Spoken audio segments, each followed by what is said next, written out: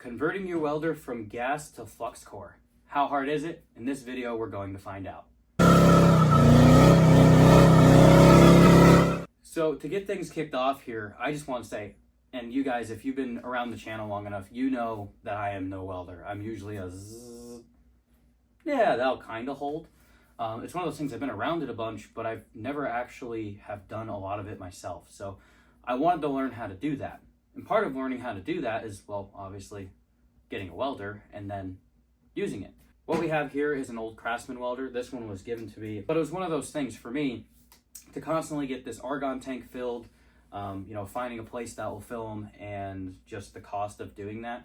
I wanted to find something that was just a cheaper route, something that I can just use this welder and get myself used to welding, but try to do it on an extreme budget, as we always do here on this channel. So I decided to go with Flux Core after a few recommendations. One of the things that you're going to need to convert from gas to Flux Core is Flux Core wire. The smallest size that you can normally get in Flux Core wire is 030. So I went ahead and ordered up some 030 off of Amazon. I think I found a cheap bundle. I think it was like 23 or 24 bucks for 2 rolls.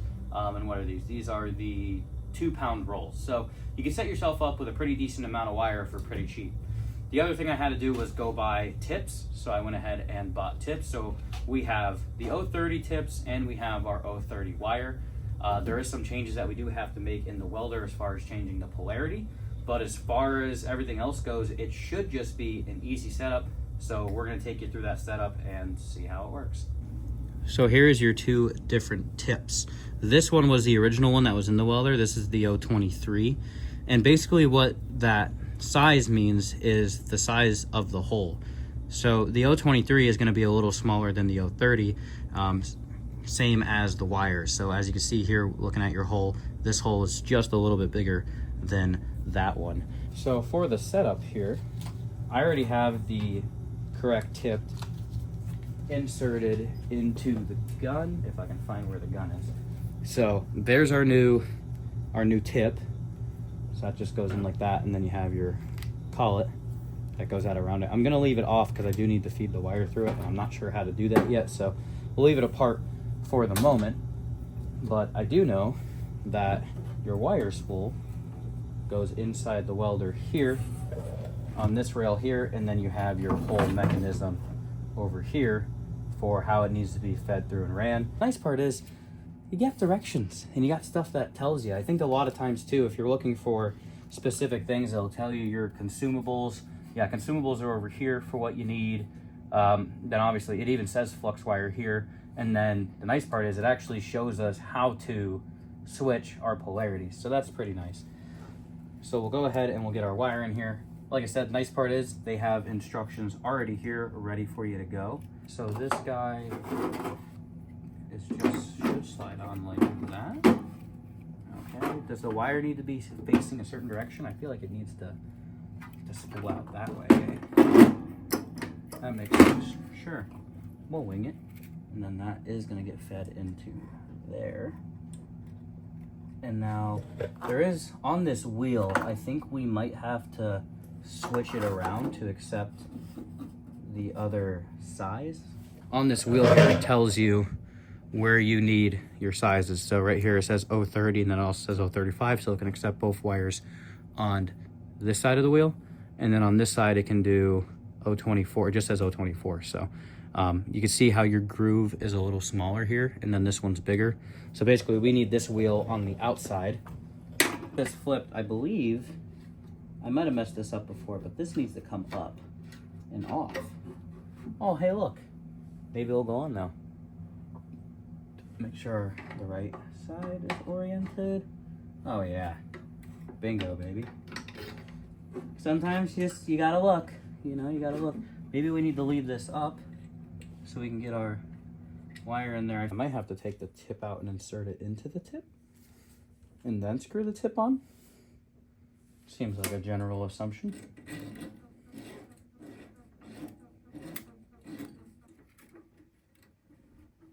Oh, there it is. Okay, cool. So again, guess, the only thing is I don't think the liner's supposed to be out of it though. Cause then where's my tip? Go. And I guess we will screw our tip in and put our collet back on. And there we go.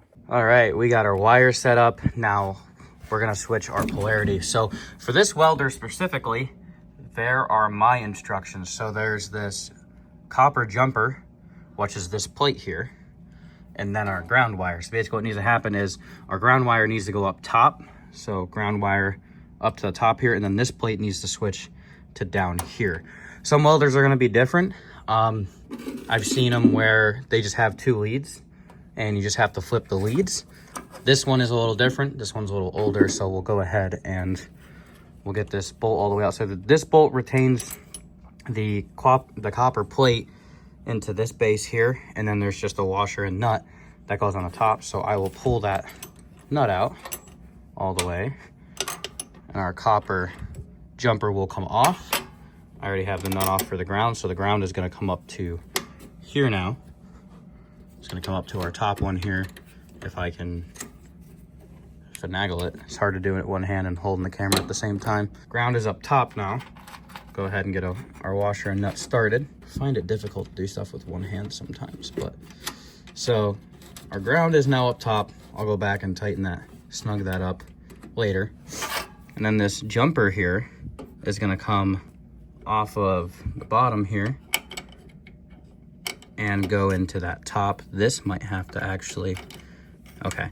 So your slotted side for me goes down on that bolt, so it gives you a little more wiggle room. Then we have to grab this bolt, and there's already a hole right there for switching your ground. You see there's one there and then there's one up there. So we just have to assemble that and we should be ready to roll. Alrighty, we are all walked in and should be ready to roll here. So I'll pick all my tools up, I'll find a piece of metal, we'll get it cleaned up, and we'll see if this thing zaps.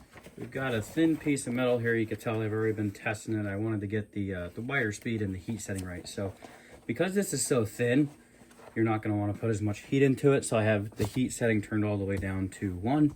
And then for the wire speed control, I have it set around, I have settings 1 through 9. I have it at about a 4.5 or 5 right now. So we'll turn this on and see if I can lay a bead to save my life or not.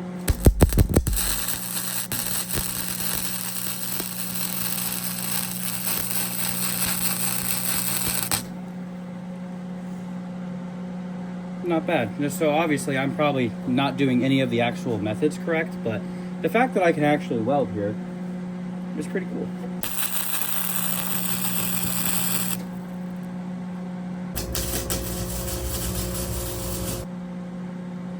Well, still very popcorny.